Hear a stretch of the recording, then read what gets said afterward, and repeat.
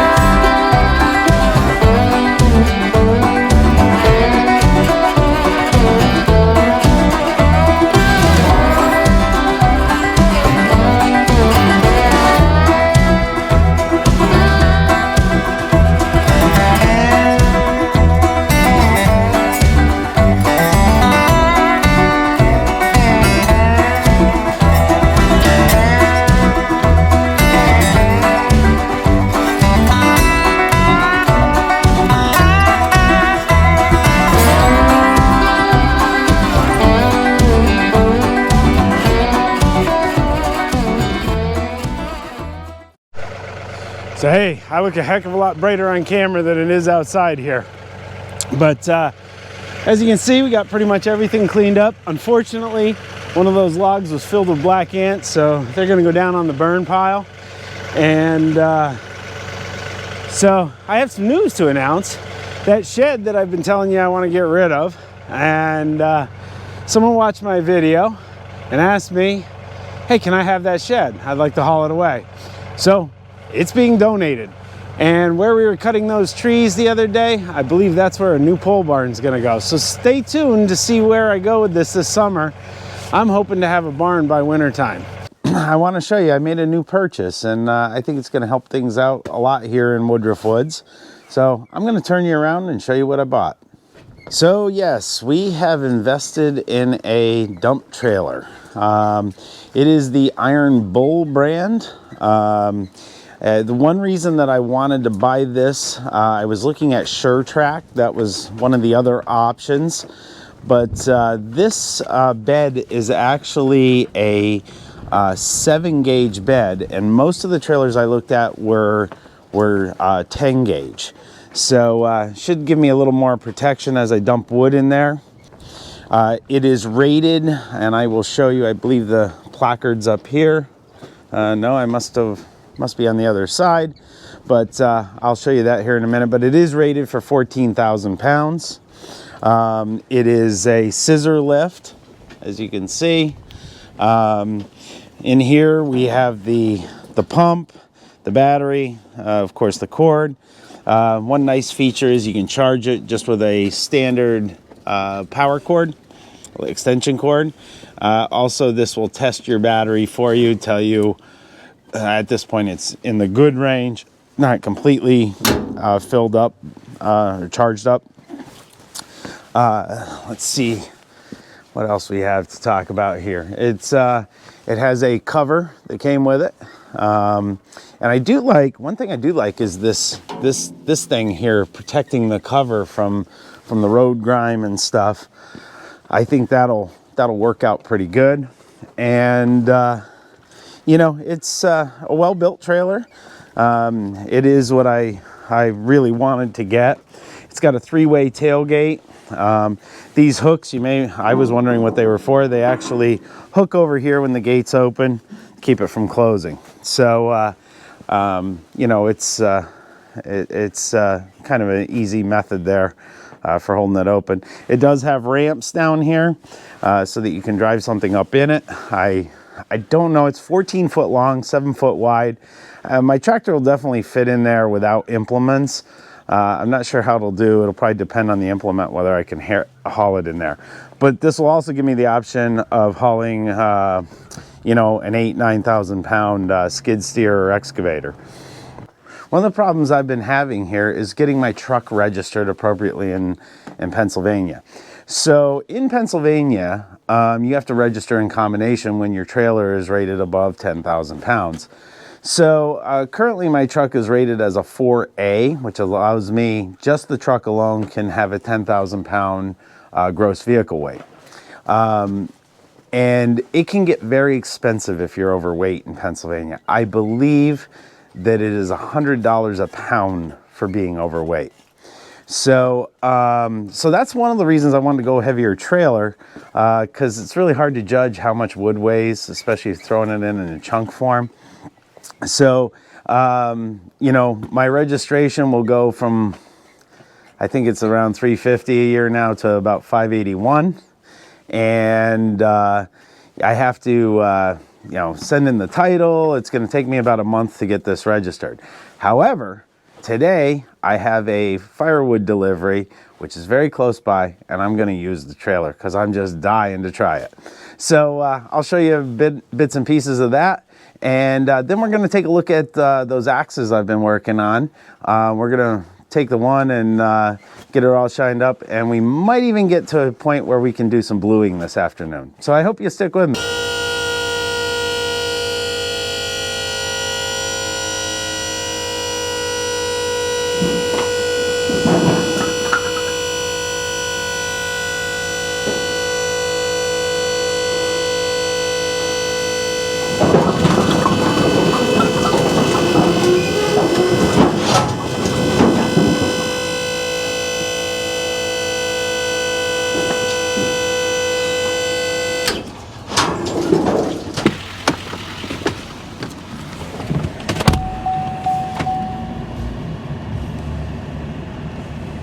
So as I mentioned, we're going to get back to the axe project here today for a little bit.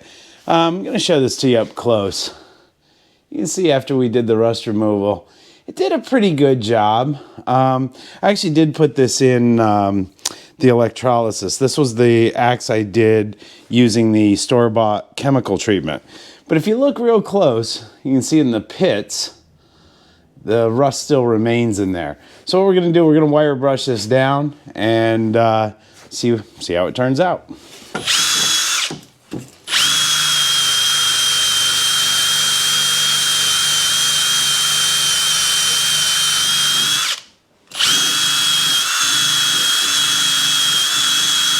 So I think we're getting some pretty good progress here in getting this out. You can see that, and I'll try to tilt, you can see where my wire brushing stopped, and it's getting it all out of there. So I think if I continue with this, I should be able to get this all cleaned up nice, and we should be ready for some bluing. So I was having a little trouble holding this, so I decided to get a clamp, and that seems to be working a lot better. I can put a little more pressure on it and get the wire bristles right down into the crevices here. Like that one was pretty deep, and it seemed to get all the rust out of there. So I think that's looking quite good. Try to get here where you can get some reflection off the light, but it's pretty much taking care of the rust. So what I've done here, I kind of cleaned out both of these up now. I've wire brushed them. I did, you might be able to see, I filed off the edge here a little bit. This one needs some more work. This one was in particularly bad shape. So what I'm going to do first is I'm going to try a chemical bluing process. And what I'll do is I'll show you what I'm going to use, and then I'll show you how I'm going to apply this. So the first thing we're going to use is a degreaser by Birchwood Casey, just to make sure that there's no oils or anything from my fingers or whatever. And then we're going to use something called PermaBlue. And this is usually used, I've used it to make a muzzle loader. You know, you can use it to touch up bluing on a rifle or shotgun or whatever. But what we're going to do here is we're going to try to apply the bluing process to this and see how it comes out. So all I'm going to do here is I'm using a shop rag. Going to get it kind of moist here with the degreaser, and I'm just going to rub this on. So I'm getting ready to do the bluing process, and I'm using a dauber like this, swab, whatever you want to call it, and I'm just going to apply this and let it do its magic. Now, I've never done this on a tool before. As I mentioned, I have done it on other things. I certainly have not tried it on something as pitted and rusted as this is. So you know, this is an experiment. I'm hoping that this will turn it to a nice kind of black color, blue color, whatever you want to call it. So this may even take a few coats too. I really don't know what I'm getting into here, but what I'll do is I'll shut this off and get this propped up somewhere where it's not going to make a mess.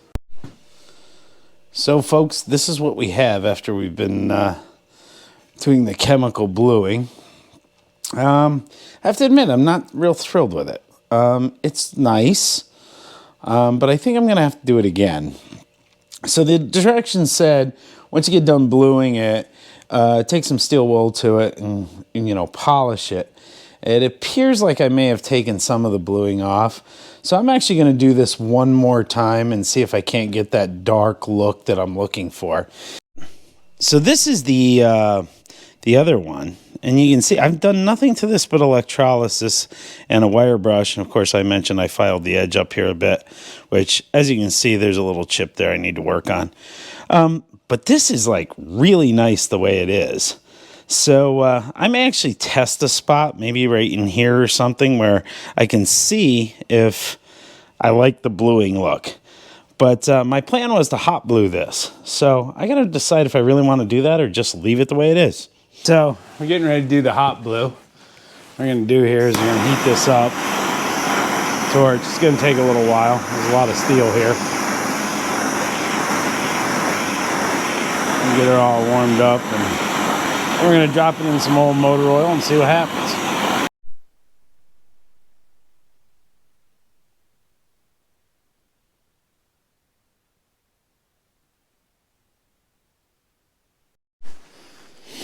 So you can see some of the bubbling has stopped here.